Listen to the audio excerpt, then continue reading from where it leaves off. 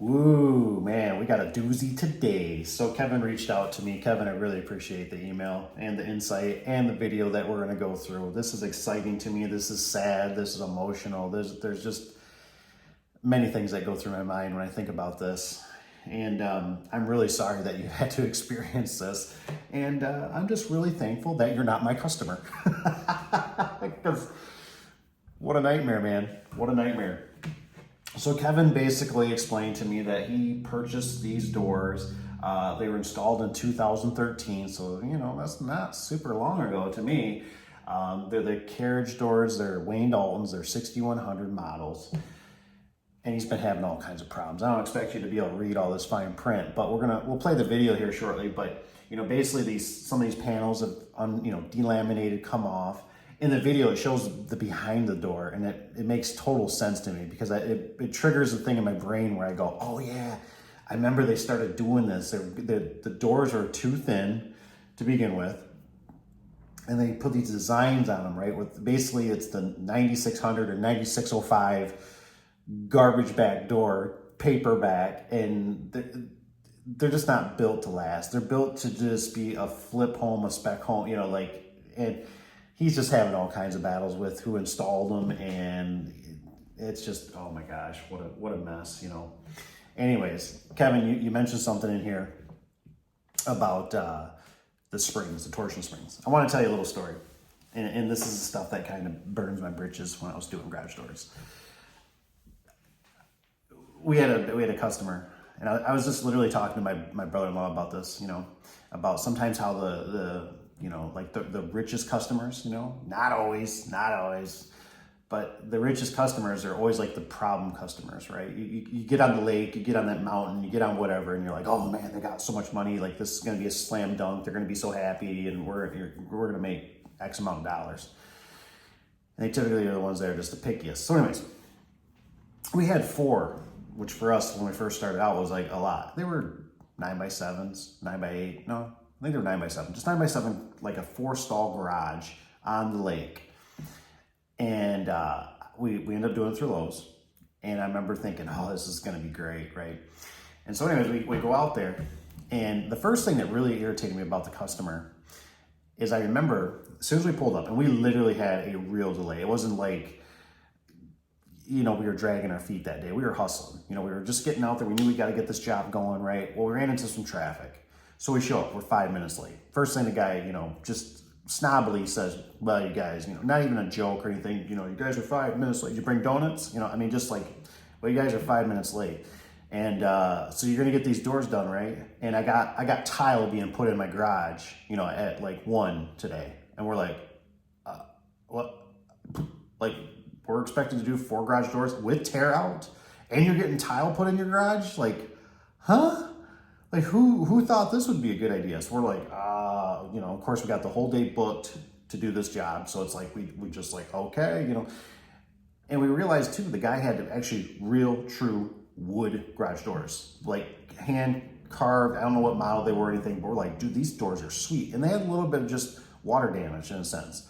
And we're like, we're going to retake these doors. Like, we're going to use them somewhere else or something. Like, these are sweet doors. So as we start the process, the guy comes out and he does, I don't think I really, want to get rid of those garage doors, so will you put them over to the side of the garage for me, just off to the side, like off to the side, under the eave, off to the side. Okay, sure, not a problem. You're the customer, whatever. So we take the doors out, right? We start installing the new doors. Thinking about something what you got here. We start installing these doors, and these are very nice doors. They're Wayne Dalton. I don't remember the model, but I remember the outside looked something similar. And we had a torsion spring, the Torque Master. And I remember this is not our first rodeo. We've done over 100 of these already. And you put the sticker on the left, you start winding it up, blah, blah, blah.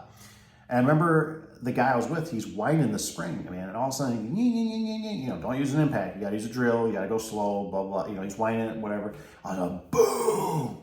I mean, it blows up, right? You just hear it. You hear it in the shaft, I'm looking at him like, what the heck did you do? And he's like, I don't know. And I'm like, must have been a dud. And a customer comes out, what was that? No, nothing, just go back inside. We got to hustle because you got tile coming. So I'm like, go to the next one. So he goes to the next one, he starts whining again, right? He's being a little more cautious. Oh, woo! I mean, he's not even like close to what the turns are supposed to be. And I'm just like, what are you doing? Like, how is this even happening? So I'm like, just go to the next one. So I start gutting it apart, and I'm like looking at it, trying to figure out what's going on. It's slipping, right?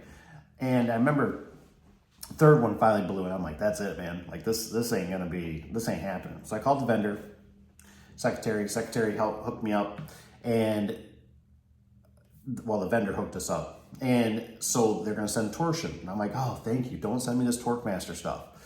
So one thing too, you might be able to find a sticker on the side of the door that tells you the weight of what your door is, and you might be able to call a manufacturer or order a spring in a sense and get torsion. I know you said you had some problems in text and all that. Otherwise, you're gonna have to get a service person out there to weigh the door, and they can probably get a spring that's gonna fit it pretty good and work for you. So anyways, and then regardless, right, we couldn't get this door job done because the springs aren't working right. I mean, this guy was furious. He was just like, I just can't. I'm just like, what do you want me to do? So anyways, we come back, we put torsion springs on it, we fix it. And I remember what really irritated me was that we leave, right? We're all set, we're done, we got the doors running, everything looks good, right? About 2 or 3 days later, we get a phone call through Lowe's, and they're explaining that the customer's upset. And we're like, well, you left material there. No, we didn't. Yeah, he's saying you left the old garage doors there, and he wants somebody out there today. And it's like, what? So we literally had to drop what we're doing because, we can't bite the hand that feeds us in a sense, right? Young and dumb and just not that smart. So we go out there, and we literally load the doors up, with a smile on our face. Here you go, Mr. Customer. That we were already here with the trailer, and now we had to drop what we're doing and come because now you don't want the doors. Anyways. So anyways, let's see if we can get this video to kind of go through. It made my day. I kind of seen it. I was like, oh, I was laughing, but I was also like, dang, man. I was like, this ain't cool. Sections here. Nothing but this flimsy Reynolds wrap. Reynolds wrap. Aluminum behind me, flimsy as shit. You can see there's no reinforcement on any of the ribs. Reynolds wrap. Well, the opener on the old Wayne Daltons or the overhead door company doors, it's a bracket. So Wayne Dalton actually changed this. They actually make a bracket for the top now. I think because they found out that there's more meat up there to bite and it's stronger. And you can just see barely here. There's a little strut, a little piece of metal, little baby strut, half a strut, not a full strut because that costs too much. A baby strut that goes across. And so they have a bracket that clamps on there, and that bracket blew off. Bracket that goes vertical here that the opener attaches to. Well, the top holes the other day pulled completely out of that Reynolds wrap aluminum. Reynolds wrap, I love it. Because they're just shot in with cheap, small self-tappers. This is the screws that went into the old Reynolds wrap to hold the bracket on. Well, when the top ripped out, the bottom piece that's still bolted into the Reynolds wrap sheared off. It's gone. So needless to say, the door is foobar.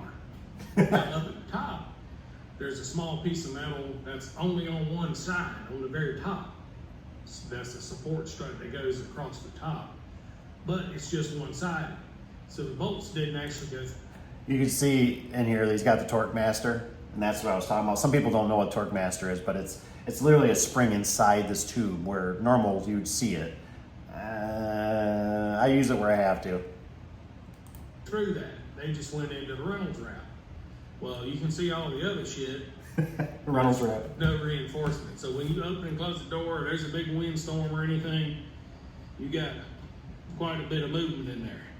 Well, I got to figure out some way to I talked to my buddy one time on these hinges, and he always told me, I think he was right, but he always told me, he goes, I think the screws bite harder into the hinge than they do the door. And I think the tolerances on these holes are a little bit small. So like when you're running your drill in there, it almost feels like when you're running your drill in there, it's like, and you're like, yeah, it's biting. No, it's not biting the Reynolds wrap. It's biting the hinge. So really you could take a screwdriver and pry that hinge off pretty good.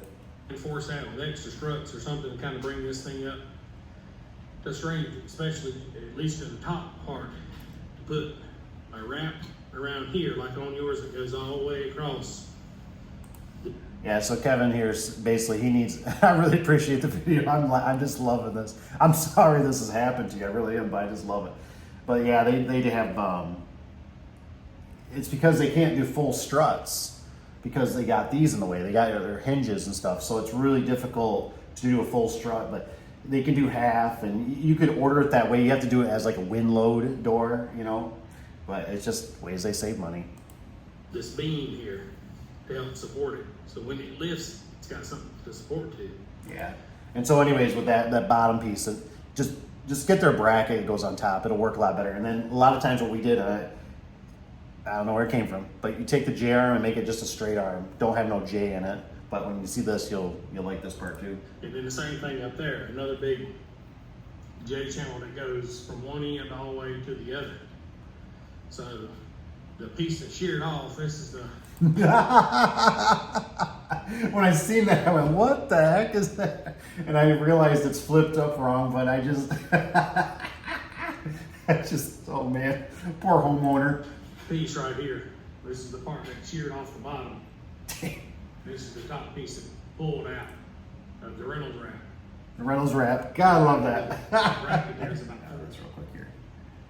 Hey, who's that guy? You know who that guy is? That's SOS. That's a cool dude. That's a cool dude. So sometimes it comes down to, you know, stuff out there looks cool, right? A lot of people like the jack shaft openers. I'm not still a big fan. I might even have to use one on a rental coming up pretty soon. I got tight headrooms, but what I'm trying to get at is that sometimes you just can't beat the old tried and true standard stuff. Anytime you try to add bells and whistles, it always reminds me of like a vehicle, right? You add power windows.